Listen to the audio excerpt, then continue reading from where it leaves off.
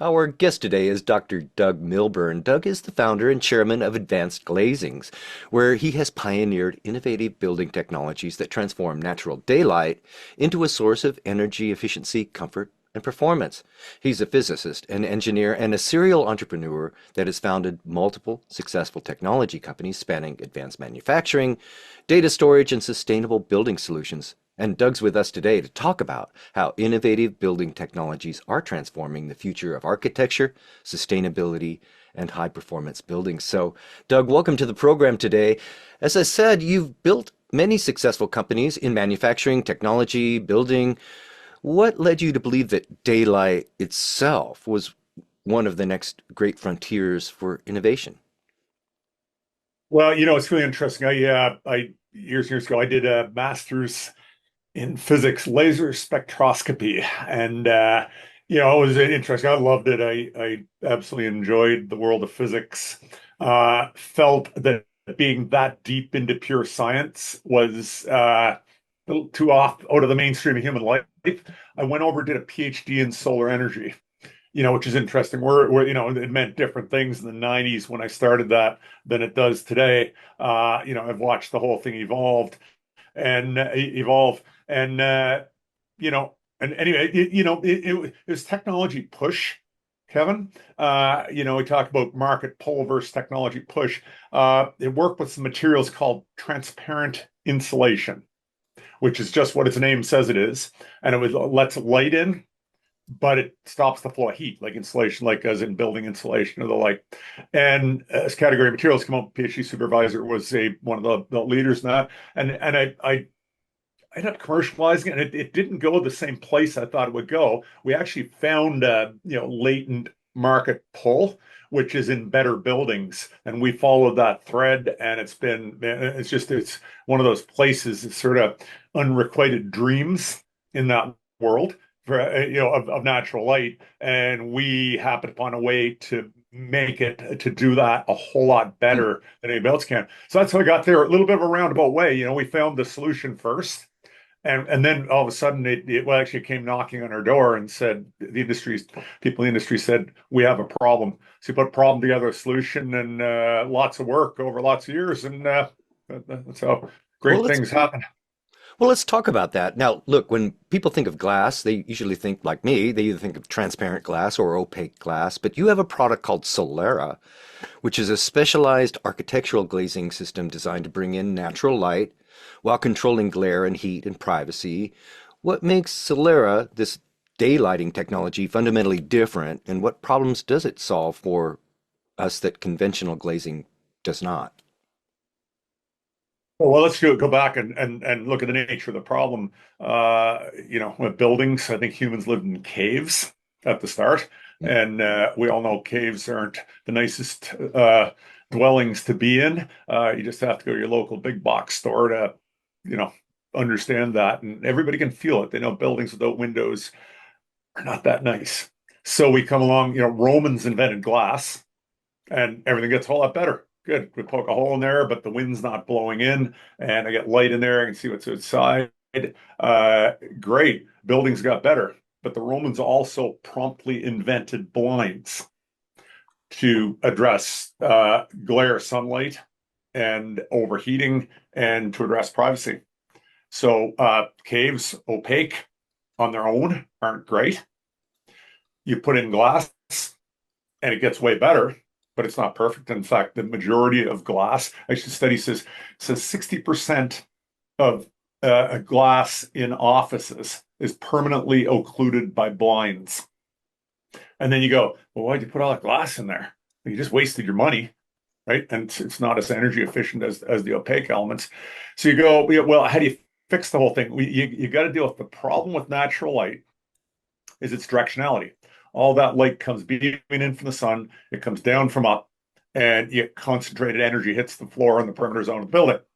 It's a problem. Why? We want that light spread around. Too much light in one spot, that's called glare, and it brings overheating. And it's real. It's not abstract science. It's just like, nobody's going to walk into a building and sit up against a window with direct beam sunlight coming in on them. If you're in a work situation, got a workstation there, and you got the light beaming in on there, you're going to cover that window, right? So we're going, and then you think about it, you go, well, what's the solution to it? So anyway, pull in a third option. So, and you call it translucent, that's a qualitative description of it. And I think technically we would call it an engineered light diffuser. So we take in an element, our Solera glass. What it does when sunlight strikes it, spreads it out over the maximum range of angles possible. The other translucent glazings don't necessarily do that. In fact, very few do. So what that means is that it's not blindingly bright when you look at it. Then what it does, takes that sunlight, converts it to soft, gentle, natural light, diffuses in. Half of it goes up and lights up your ceiling, which is what you need. Because if it's dark overhead, you're going to want to turn the lights on. And we eliminate glare. Well, we eliminate glare. If you translucent engineered light diffusers do not replace windows. They more often replace opaque elements. Why? Because we need to see. Mm. We need to see most situations. The situations we don't, but so many situations we want to be in a building. You want to be able to look outside, understand what the weather is like, what's going on in the environment, be in touch with the world. But if you put in too much vision glass, you get too much glare, too much overheating, you will close the blinds and you will have none of those things. Build properly at design time. Put view where you need it. Don't overdo view. If you overdo the view, the blinds come down and you lose it. This is real. You just have to look Okay. around buildings around you. It's so real. So design the right amount of vision, put it where people need to see, and then above, below, beside that, put in translucent to become your light source inside the building in the daytime. And next thing you know, your interior quality in the space, it's like everybody knows. Look, just watch Home and Garden TV and listen to the happy young couple after seeing the three places they looked at. And inevitably one partner says to the other, I just love that second one. What was it? It was the natural light. Natural light just makes buildings better. Practical natural light is way better than that. So Well, the research around daylight is really remarkable. Can you talk about how natural daylight impacts our health, our cognitive performance, our productivity, our learning when in a workplace environment? yeah, absolutely. And you go back decades, people started to study things like actually go back to the 70s. Let's go to education. So you go back to the 70s, late 70s and into the 80s. We had the energy crisis, the OPEC world. And in reaction to that, a lot of buildings designed out the windows because windows are not as energy efficient as walls can be. And next thing you know, in schools, they build classrooms with very little window in it. And the teachers started to say, I have issues. By classroom behavior is the first thing they feel. And then people noticed test scores were not as good. You noticed anecdotally. Number of studies happen in education. And they won Pacific Gas and Electric in California. They sponsored a very large study. It was like 25,000 students over a number of years. And they got these very, very clear results. Educational outcomes as well as class behavior improved dramatically in most daylighted situation versus less daylighted versus no daylight situation. And so that they're sort of the ultimate studies. It's like you control for the other variables. And that happened in workplace productivity. So workplace productivity has been shown over and over again to be higher in daylighted situations. And health and healing, the healthcare business was late to the game, but they find that people heal better, they get better health outcomes in situations when they put natural lighting in there. So that was the first generation, and that's very, very well accepted in a lot of areas of facilities management this day and age. And then there's this next round that's just fascinated me, and the actual health research. So there's uh, incandescent lighting used to have a place, old incandescent light bulbs kind of died out a long time ago. Halogen lighting came in, then it really got supplanted, and fluorescent was always more energy efficient, but the spectrum and the buzz on it was a little bit higher. Along came LED and seemed to fix a lot of that. So, and now almost all of us sit under LED lights. Anyway, people started to notice health effects. They notice effects. There's an epidemic of myopia. Now, it may have to do with the video screens that our young people have glued to their eyes. but it's in all ages. The eye issues, and we have a bunch of health issues. There's a whole diabetes and health threads that go with that, with blood sugar, insulin resistance, which has been shown so many chronic conditions. So researchers started to look at it, and they're going, so when you put LED lighting into a building, you take out part of the spectrum of light. That's how they become so energy efficient. They give you only what you need to be able to see for your eyes to work, be able to read or do whatever else you want to do. They take out the red and the infrared, and they also take out the far blue and into violet and ultraviolet. Okay, so we're working partial spectrum light. Well, by the way, vision glass, solar control glass, coated glass, it does the same thing too. That's how it gets its energy efficiency. It takes the red out, in particular, and so it's fascinating. So we live, those of us who live indoors, which is so many people, uh, we don't get exposed to the red spectrum of light in particular, and we got reduced violet. And you go, well, isn't that interesting? Because, long as modern humans have been around, we've been exposed to that kind of light. So there's all kinds of research right now, really drawing some, again, it's everyone in that field will say this is early, but it really seems striking that, and the belief that, so here's what happens. Red light, look, take a flashlight, bright flashlight out in a dark night, cover it with your hand. You can see your hand glows red. The red light goes directly through you. Blue light and ultraviolet light hits your skin, and it gets stopped much quicker. Red light goes right through you. So there's always the assumption, well, it must do nothing. Well, the science is saying that it's huge in energizing the mitochondria that drive our whole metabolism. And that's the hypothesis for the observation of these health effects. I mean, a lot of concern in that, a lot of fascinating research. So, Okay. proper full spectrum natural light is there's other things for that red deficiency, adding in halogen lights, at Okay. night. But yeah, moving on. Anyway, it's fascinating research. I'm looking at it, I'm going, wow, because we all have, I'm 60 years old. We all think about our health a Right. little bit more at that age. So anyway, it's fascinating stuff. So, I am here today with Dr. Doug Milburn. He is with Advanced Glazings, where he has pioneered innovative building technologies that transform natural daylight into a source for efficiency, energy, and comfort. You can find him and find out more at advancedglazings.com. Now, Doug, you've often said that buildings should improve human performance rather than simply enclose space. How do you see this technology changing the way organizations think about their environment over the next decade?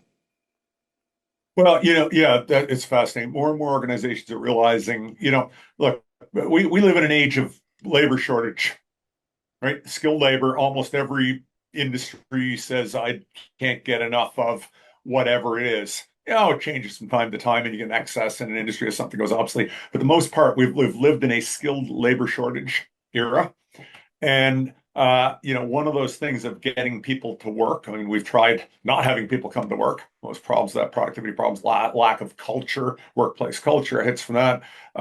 You want to get people back into offices. You want people to come to work for your organization.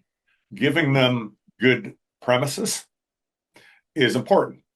Now, when I say that, the recruiting side of it is it should look good, right? Because, oh, that's cool, man. I want to take a job there because it looks cool.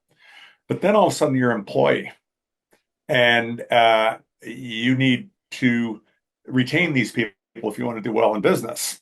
And it's like, so anyway, we've discovered, and again, our work in my advanced glazings company, I've got a couple other companies where we have about 600 employees, and we've just, I practice what I preach. I would not build a building without natural light in it, number one. And there's another adjunct for that. So, copious quantities of natural light. Everybody, it looks better. You walk in the building, it says, wow, this place is beautiful. Oh, and if you do a translucent, your building looks beautiful at night. It's got this soft, gentle glow to it. But the other thing is, it's known to add to productivity and well-being. And you can dig into it. I'll dig into subjective in a second. But there's a second thing. I was given a study years ago about ventilation rates, mechanical engineering world. They do building ventilation, and we put a whole bunch of people in your workplace. They breathe in, they breathe out. We got a little trickle of air coming into the space to change the air over. How fast, and that mechanical engineering world said, slow down ventilation because we want energy efficiency. But when you do that, carbon dioxide builds up. Our waste product that we exhale builds up inside the space. And if you go, this paper showed that if you use sort of standard industry standard ventilation rates, you basically really impair the cognitive abilities of your employees. And so you put those two things together. So we experimentally cranked up our ventilation rates. And you know what? So let me throw these two things out here. This is I'm trying to make the right kind of joke about it. It's like this is actually profound because so many places do it wrong. Most places do it wrong. If you give your employees sunlight and fresh air, they feel better and get more work done. Okay. Period. Amazing. Yeah, amazing. But what's really amazing is how many buildings you go into, people have employee dense buildings where the labor cost per square foot of building is way larger than your lease payment or your energy bill. Like dwarfs it, like two orders of magnitude bigger, and they're not optimizing on that. So let me give you an example. And anybody works in a workplace with other people, or is responsible as an entrepreneur for this. So we have a space that we looked at, did the numbers on 50 people, mostly engineering and management. And we're looking at that. I'm going to say it's $3,000 an hour or something direct cost in the square in it's 5,000 square feet. So anyway, it's Okay. that's a lot of money. You look at that.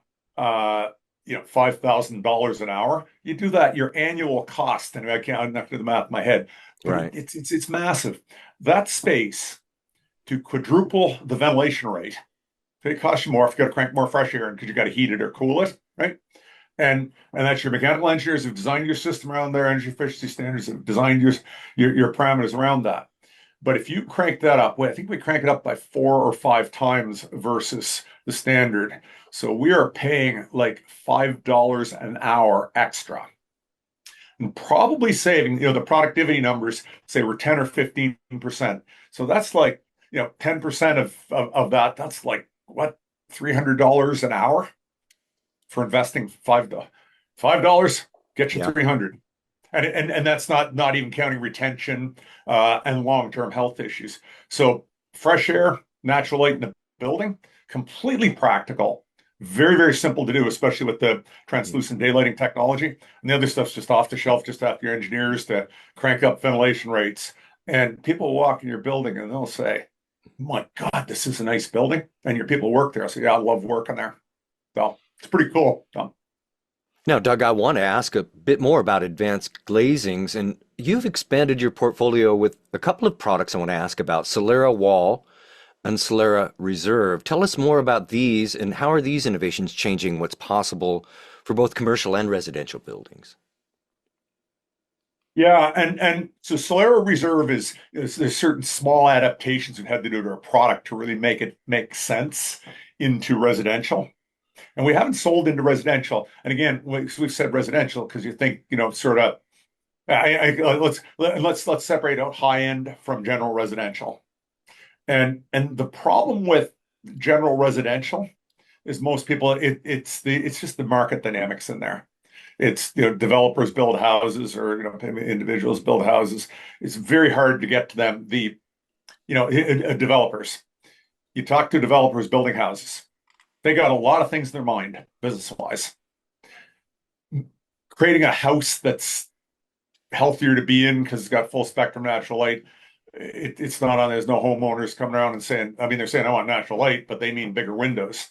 And it's just a tough place to go to. And if you have to go to it's pull through, right? There's an end user, and then there's the buyer, and it's been tough to couple the advantages. So we haven't spent much time there. So Reserve is about high end residential. We got people. It's a little easier. Like the math works in terms of selling. Selling innovation is education. Education costs money, selling costs money, and it's got to pay back. and the it's a place that really works. So reserve is about shrinking it down to a point where, at least in high-end residential, it's still got the same benefits for the human beings in general residential. But high-end residential, the connection is easier to make between health, a beautiful building that competes the others in the neighborhood and all the things that people want to buy. That's reserve. Let me talk about Wall because it's one of our innovations. For since we started the company, most of our glass went into conventional commercial framing systems, most of which is called curtain wall and stuff. Everybody knows it. If you don't know it specifically, just go look at any tall building that's got a lot of glass in it. Look at the frame and see what curtain wall is. And we go in there seamlessly, regular glazers, regular contractors, architects, very, very seamless to put Solera into a building. But doing this, I looked at it, the way the glass industry evolved, framing and installation labor associated with framing is the dominant cost of a glass system. Okay? The value comes from the glass, not the frame. We looked at that and said, what if you could deliver glass, put it up on a building without requiring framing? And I'm talking commercial context here, although we're actually in some high-end residential projects with it too. So you got a spot, you got a wall, and I want to put glass up there. And in Solera wall, we do both mix match vision glass, translucent in it. And what if we could do that without framing? Well, here's what happens: is you get a lower initial cost for your wall versus curtain wall. I go, that's good. So premium value and a lower initial cost. That's having your cake and eating it too. Plus, Nice. and again, there's different parties, on the business side of it. Most of our drive on advanced glazing has been through architects. Some of it's been through building owners. Contractors are a partner in delivering. And there's those big three parties. So to architects, they look at Solera wall and they say, it is really cool. It's glass as a panel that goes directly over primary structure without framing. So you don't end up with this clunky framing sticking out Okay. between the piece of glass, and which you can do with curtain wall. It's just extra expensive. Okay.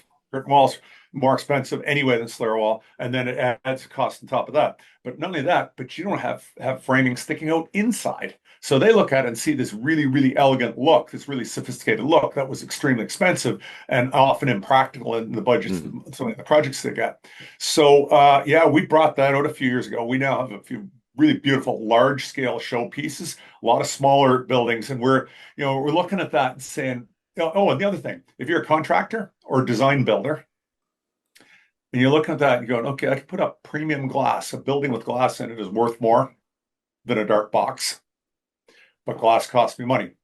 And it costs me a lot of labor, a lot of field labor to put up curtain wall and the like. And I go, well, what if you could put that up with dramatic reduction of field labor required? Everything changes the contractor and the design builder. So yeah, Okay. so we've done that very, very successfully. So, and it's this thing, and different people look at it and see beauty of a different type in it. And from an architect, being able to design in a feature that really differentiates your building, so that people go by like, wow, what architect designed this? This is beautiful, right? That's they want to do. They're proud of what they do. They're artists. They get to do that, and the less field labor and lower cost is actually advantageous because so many times they put in value add features and it gets value engineered out because almost every building goes over budget. Well, Solera wall is a way to stay within budget. So it's got lots of beauty. It's got beauty on both sides. Oh. Can you share an example of one project briefly that you felt was successful using Solera technology? What did they do and what were the results? Yeah, one pops in my head. Montreal, Canada. So, and anybody knows anything about, Montreal, it's Quebec's a French province of Canada, and very proud of their culture. And they have a really hot arts and cultural scene. It's really, really unique and very much their own. And architecture is part of that. It's an architectural firm called La Pointe Magna. We first, years ago, we did a project with them with Cirque du Soleil's school in Montreal. We've done multiple projects with these guys. These guys just finished a project with Solera wall. and Scleral was a feature. It's a Vaudreuil Dorion, which is that's in that's the area Montreal's airports, and it's just west of downtown Montreal, on the islands there, and the it's town center. It's got library, town offices in it, multi-use building, and it's mass timber. Large environmentalists, so many public sector projects are, have sustainability concerns. And what did they Uh, do? so built on mass timber, which is preferable on its whole environmental footprint. And plus, you get when you build mass timber, like the look of it, it's got a real special look when you go into a large scale building that's built on timber. And then the envelope, a large part of the envelope is Slarewall. So and Okay. Slarewall gave it this it's just incredible look. It's a stunning building. What So were on the the outside, results? oh, it's it just opened up. I don't know, within the last year, it opened up, and it gets wows from everybody who walks the building. Slower buildings, you get a quiet wow. Well, this building's really nice, but they don't know anything about daylighting or glass technology or anything like that. But it also just won a prize for the Royal Architectural Society of Quebec, or whatever their architectural society's name. I should know that, but they just won, the best project of the year for that project. And the sustainability aspect of it, number one, it built, yeah, very simple to build. Everything went perfect. It underwent testing for air leakage and water leakage and soared through that testing. Air leakage was 4 times less than the requirement, which is an accomplishment for people in the contracting world. Sometimes they do these things and they have problems with testing. So they got that. And the glow at night is just stunning looking. And when you come inside in the day with the natural light percolating into the common areas and library and whatever else, is just stunning. So it's just stunning project. Oh, on top of that, and one other thing I forgot to mention, you leave out the framing. Framing is a piece of metal that goes from indoors to outdoors. And they put what they call thermal breaks in it, but still it's a conduction path to let the heat in or let the cold in, depending on your season and your location. So Slayer wall is more energy efficient than normal systems. So that was one of the other things to achieve. And I don't know what certification they got. It's a lead certification on it as well. So yeah, they checked all their boxes, and it's just a stunning project. That is Dr. Doug Milburn, founder and chairman of Advanced Glazings Limited. You can find him and find out more at advancedglazings.com. Doug, where has our time gone today? It has been fascinating to speak with you today. Thank you so much for being our guest today. Thank you very much, Kevin. It's a pleasure.